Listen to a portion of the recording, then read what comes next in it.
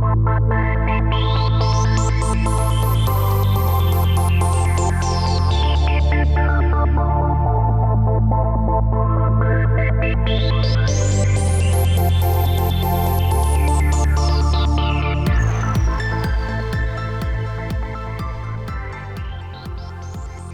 to Seeking Delphi, episode number 52, Nurturing Foresight in a Short-Sighted World, with Peter Hayward.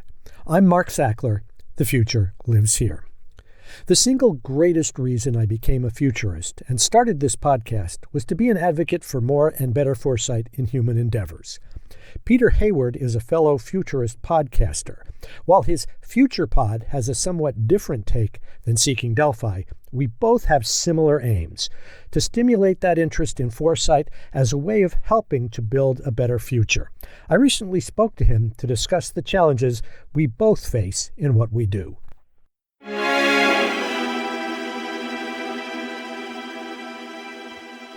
My pleasure to welcome fellow futurist and fellow futurist podcaster Peter Hayward to Seeking Delphi. Peter, welcome. Thanks for having me, Mark. It's good to talk to a fellow futurist podcaster. Yes, there aren't a lot of us, but there are a few of us, and with literally a million podcasts out there, there are bound to be more. So we better build our audiences before there's more competition. So, Peter, you always start your podcast by asking your guests for their story. I'm not quite as involved as a long story, but if you can give us a couple, 3-4 minutes of your personal background as a futurist and how that brought you to podcasting with FuturePod, which is your podcast. Yeah, happy to, Mark. Look, I was professionally trained in economics and accountancy. I worked for the main tax revenue raising authority in Australia, the Australian Tax Office. I switched over from being an accountant/lawyer to getting involved in their business improvement when they started bringing a lot of modernisation and technology into the what was largely a manual processing environment. And they used technical people like me to kind of make the technology work with the people. And I got fascinated with how do you change workplaces and bring technology in and fit with culture. And I just got further and further away from the technical work, but more and more excited by how people change or don't, as the case may be. And eventually I became a very odd person in the organisation. It was a big organisation, so they could tolerate weird people. And I started doing scenarios of possible futures and all this kind of stuff without knowing it was a thing. And as luck would have it, I bumped into the fact that Richard Slaughter was starting a futures course in the year 2000 that was actually in my hometown. And so I actually enrolled in the Master of Foresight at Swinburne University, which was the brand new master's course that Richard Slaughter created. I did the first year. Then as my large organisation did, it changed my job. And I said, no, I'm not going to change my job. And I walked out, and I walked into a PhD with Richard, completed the PhD. Then Richard promptly retired back to Queensland. I think that was part of his succession plan. And I became the program director of the Master of Foresight, ran that until 2016, had a wonderful time teaching people how to use foresight thinking and futures tools. And when I left that, Mark, in about 2016, 2017, I still wanted to make a contribution into what I call, the ecology of human learning. And podcasting was something that I'd always been keen to do. And so I started the podcast with a couple of my graduates at the end of 2018. And so we're in our second year of it. So that's kind of the story of how a kind of economist accountant finished up becoming a futurist, doctor, and podcaster. Well, there are a couple of things we can get into based on that. One is educating on foresight. Of course, I've had Peter Bishop on. He was one of my first interviews back in 2017 when I started, and he is involved in Teach the Future, where he's trying to bring foresight education down to the K-12 level. Of course, at the university level, you're dealing with adults. And then there's just the whole issue of communicating foresight to a rather short-sighted public. Not an easy thing to do. But before we get into both of those, I just want to ask you a little bit about FuturePod itself and what your direction is, why you chose the direction you chose, and in terms of kind of showcasing many of the futurists that are out there. So it's a little different tack. Our podcasts kind of complement each other. Yeah, it started really when we wrapped up the master's course at Swinburne. At the end of 2017, we had a big party to celebrate it. We invited back all the graduates, and we called it a wake, which was, but if you're familiar with the Irish notion of a wake, it involves celebrating and drinking and singing and thoroughly behaving badly. And so we had this wake, which was to celebrate really the outrageous idea that you would teach something like Futures and Foresight in a university. But along with that celebration, we had a moment where we just took some time out to remember some people who were no longer with us. People had passed away, during the journey. And it struck me when we were doing that memoriam thing, it's good to remember and it's good to acknowledge. But, gee, it would be cool if we, rather than have to remember people after they're gone, we actually took the time out to record them before they go, as to what they would tell us, what they would, both in inspiration and technique and everything else. So it kind of started with that notion that there are a lot of the people I started with are getting on. And so I thought, no, look, I want to start a podcast to honour the people who meant something to me. And that was kind of the first start. And then when I started talking to a couple of my graduate friends about it, we broadened it out to think, well, yeah, but let's also use it to give a shout out to the people who are doing it now. And that became number two. And then the third thing, which pretty much fell out of that, was, and let's also be an inspiration for people to join. And so that's kind of, that's the three purposes of FuturePod: to honour the people who've done the hard yards and have actually built our field, to actually shout out the people who are actually doing the heavy lifting right here, right now. And the third one is to give inspiration if somebody bumped into a podcast and suddenly got inspired to want to do it themselves, how they might go about doing it. Have you gotten any feedback from anyone that has maybe been inspired by listening this to pursue a formal direction in foresight? And for that matter, do you have any recommendations for anybody listening either to your podcast or mine that might think this is something I should pursue a little more seriously? I have had people reach out and have sent me messages. I had a gentleman in Kenya, another person in, I think, Bosnia, who just reached out and said, I listened to someone that you spoke to, their story seemed like my story, and I decided to get some books, get started, follow some links. I mean, part of what I wanted with FuturePod is to make it a resource-driven site. So it's a personality site, because Futures is very much personality-driven, as you know. It's also a very generous community, and so it's been quite simple for me when I talk to people to say, can you give me resources that I can add to your podcast so that if somebody is inspired by a Jim Data or a Fabien Gaudimont or whatever else, that you can have links to where someone might go to do their own inquiry. Because before we had courses like the Master of Foresight or Peter Bishop's course at Houston, people just got into this by meeting people and getting inspired and then going from that. And so for me, at its base level, Mark, Futures work is driven by a personal passion and commitment.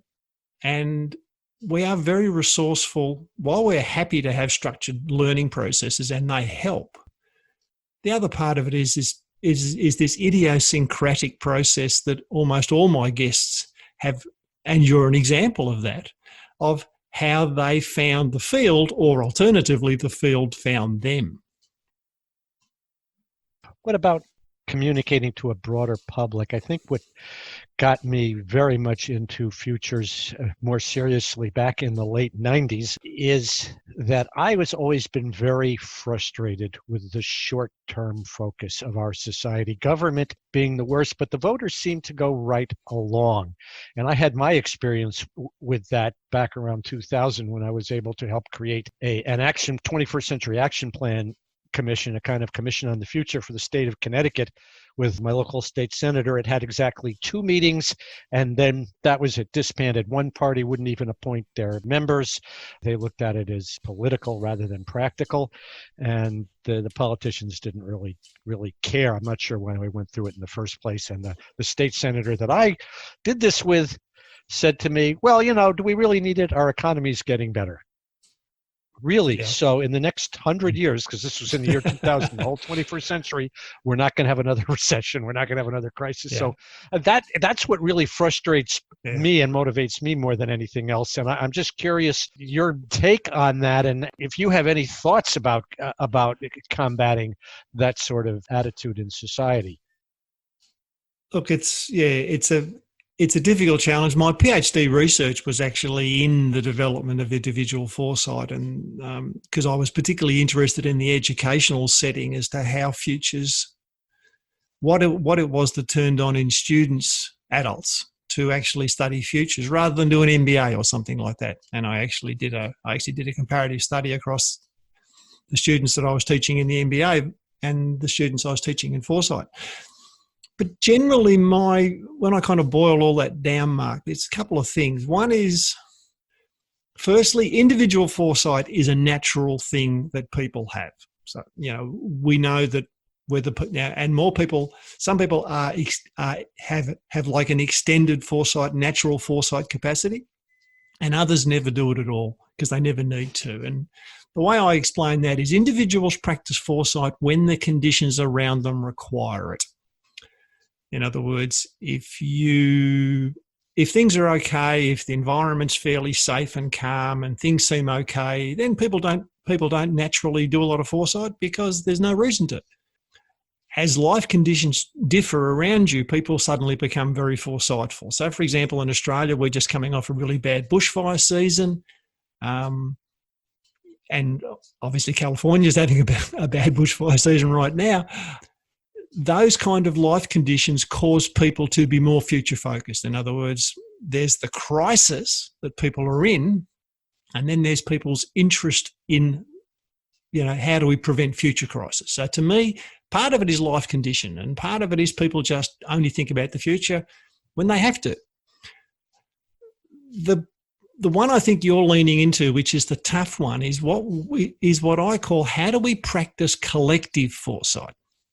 If individual foresight is a natural thing that can be taught and enhanced, but collective foresight is not natural. You have to make collective foresight. You have to actually come together as a group and agree a future and agree a pathway.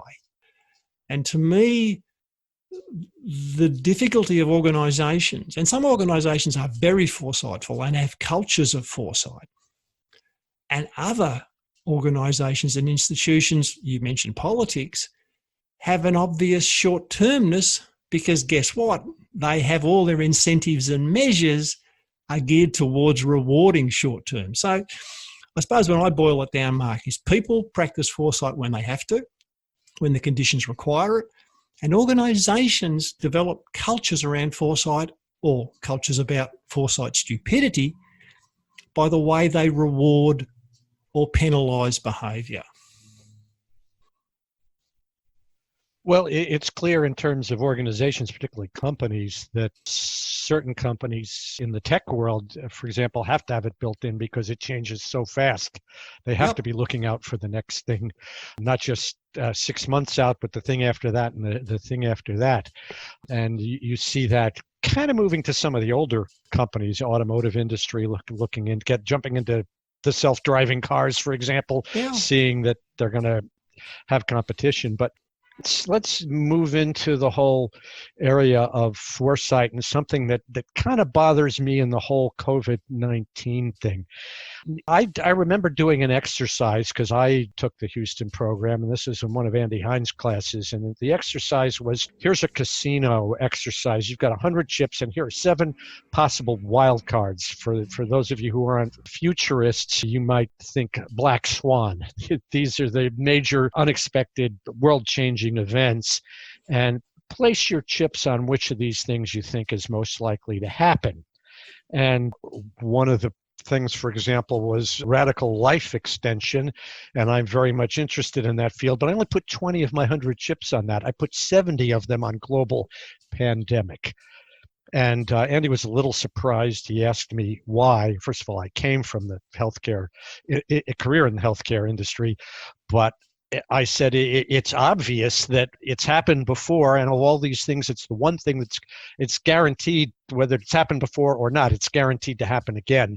We've had so many close calls. Well, in this whole COVID-19 thing, I've heard a lot of futurists saying similar things. We were warning about that.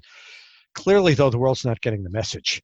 And I feel like sometimes as futurists, we're talking to ourselves. How do we get that message out there? And does COVID maybe change the playing field, so to speak? Does it give us an opportunity to get through to some otherwise hard-headed resistors? It does. I mean, a similar thing happened September 11. There's no question that if you were in the trade and you were and I was, September 11 was a shock to most people. It was unexpected. The thing that comes over the horizon that nobody expected. It's very easy to sit in front of so-called smart people and say to them, "You didn't see this coming, did you?" And smart people don't like looking foolish. And our job at some level is to help smart people appear smarter. And so, yes, we have to work with the environment, and we have to read the signals when people have an appetite for this. The thing that we're not good at, and I'm going to refer your listeners to all the writing of Nicholas Taleb, who is one of the best writers, who wrote a series of books called Fooled by Randomness, The Black Swan, Anti-Fragile, and I think his new one's called Skin in the Game, that Nicky Taleb was actually a quant trader in financial products, but he understands, and I think writes brilliantly about how we perceive risk and how we assess our vulnerability to risk. And the simple way that Taleb says it, most people think of the world as actually being safe. And therefore, what has continued to now is pretty much safe to continue. Whereas if you believe the world is actually more chaotic and more random, and things like pandemics that have had huge impacts will return, like you did in the casino, that is not the traditional people's attitude to risk. In other words, people don't naturally think about risk. The truth of it is people actually don't want to think about risk. Risk is scary. Most people would prefer to not think about things that make them uncomfortable. And yet that avoidance behavior, perfectly natural, actually makes us more vulnerable to shocks. And so that's what I see with COVID, is that, yes, it was put in every scenario, that everyone did, but people don't want to think about uncomfortable futures. And if the present around them is comfortable enough, they'll project that comfortable enough present into the future until it blows up in their face. I'm wondering if it's just the uncertainty of when, where, and how bad, and maybe you can put it off, because I think back to the whole Y2K supposed computer crisis at the turn of the millennium, and that was handled pretty darn well. There were people that said, "Oh, it was a big nothing because nothing happened." Well, I think nothing happened because everybody was so aware of it, but that they took care of it. So, I mean, is there a way that we can instill that kind of attitude in the public for some of these other things, or are we wasting our time? No, we can. I mean, our two biggest social successes in Foresight I would describe as the ozone layer response with the fluorocarbons and Y2K. There's no question that most people signed on to, here is a risk and here is a nice technical compact solution to the problem. Expensive, but it was not a complex solution to the risk. In other words, if we replace these gases with another gas, we get a solution. Tick. If we sit down and rewrite all the code that used 19 and make it go to 20, tick. In other words, people will respond to risk favorably when they can see effectively a technical constrained solution to the problem. The difficulty with a thing like COVID is that if someone says COVID's a risk, well, what exactly is the solution that you're recommending? And it's not, well, we need to shut down the airlines, we need to stop working in workplaces, we need to shut down. No, those are not solutions that anyone's going to think about. And so part of the difficulty with COVID and other problems coming at us like climate change and water is they are wicked problems. I think in the system language, Mark, they are not systems with problems, they are systems of problems. Now that's a very, very important distinction. But if you have a risk from a set of interlinking failing systems, then you have a truly wicked problem that is not going to stay still and is not going to be amenable to a simple solution. You need people to sit down and do serious, long, engaged inquiry over a long period of time to manage the risks. And with respect, most people in government, institution and business just don't feel they have the time to make that kind of investment. Yeah, well, of course, systems is a whole other thing. And of course, the unintended consequences are often bad, but sometimes in an odd way, they're good. I'll give you a couple of examples. I mean, people really thought that the rush to fix Y2K was going to create so much economic hardship that it was going to be a drag on the economy. And in fact, the investment that went in seemed to do the opposite. The economy was really strong around the turn of the millennium. Of course, we had the dot-com bubble, which created a stock market issue, but that was really not, I don't know that had anything to do with Y2K, and dot-com meltdown was just a classic investment bubble. But it didn't really, it seemed, if anything, it almost helped the economy and upgraded technology. And then, of course, with COVID, there have been some silver lining side effects. And so I think if you teach people to, one is, as I think I might have mentioned, I've mentioned in a previous podcast, my wife's a veterinarian, and all the shelters, at least in the U.S., have emptied out. There are animals not being euthanized because people wanted the pets as company when they were sheltering at home. So that was actually a good thing that came out of a bad situation. Can we use things like that as an illustration where the nonlinear thinking of a futurist really helps us to deal with some of these issues and see not just the risk, but also some of the opportunities? Oh, look, there's no doubt that necessity is the mother of invention, as someone famous said. And of course, any crisis creates a tremendous impetus to innovation. And there are going to be so many long-lasting innovations from COVID, everything from higher levels of public health to now people using technology that's been promised for a while, to reducing traffic in urban spaces because people are not all on the road at the same time trying to get to workplaces, the development of online shopping that's obviously going to potentially change the way that the suburbs and that retail operate. Yeah, I mean, all disruption creates opportunity and destroys, as Schumpeter said. And what happens when there's a fundamental hammer blow to the status quo, which is what COVID is, then the innovators that have always been on the fringe suddenly get their chance. Again, another one of the things, it's an unfortunate phrase, but a true phrase is you never miss the opportunity provided by a good crisis. And one of the things, futurists don't study the future, we study change. What we're interested is that change is about what future wants to happen and what present appears to want to die. And this is, of course, and Peter Bishop would have talked to you about that it's how we study change, and both the forces of change, and my point is how humans respond to change. That the two need to go together.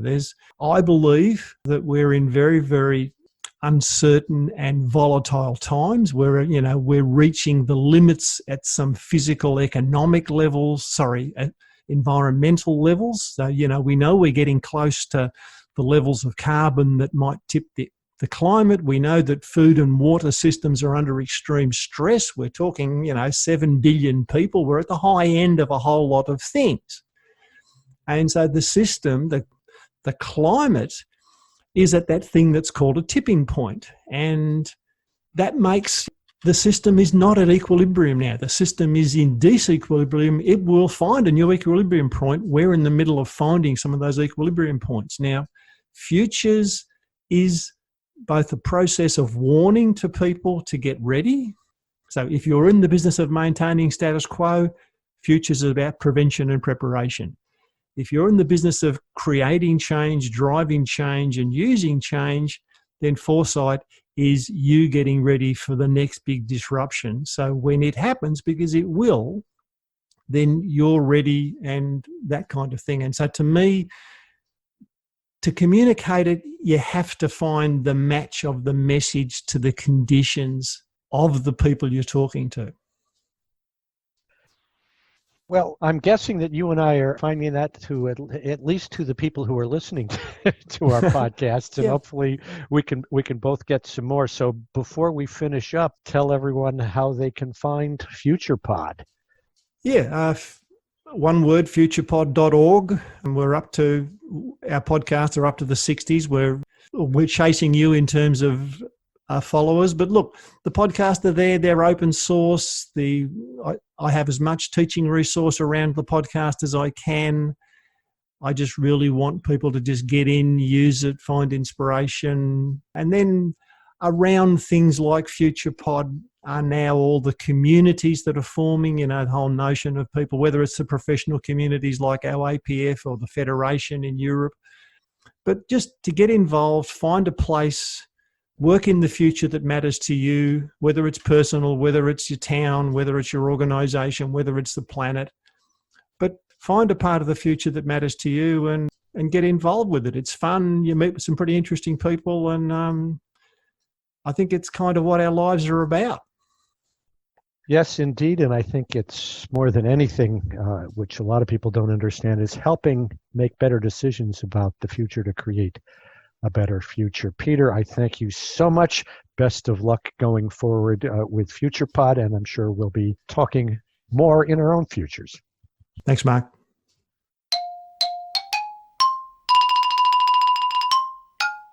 Will we actually learn some valuable foresight lessons from COVID-19?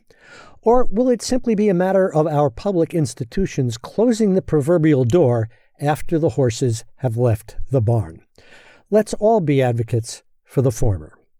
Relevant links from this discussion, including a link to FuturePod, are available at the web page for this program at www.seekingdelphi.com. You can subscribe to Seeking Delphi on Apple Podcasts, Player FM, or YouTube, and you can follow us on Facebook and Twitter. My technical assistant is Mohammed Maroof. Until next time, I'm Mark Sackler.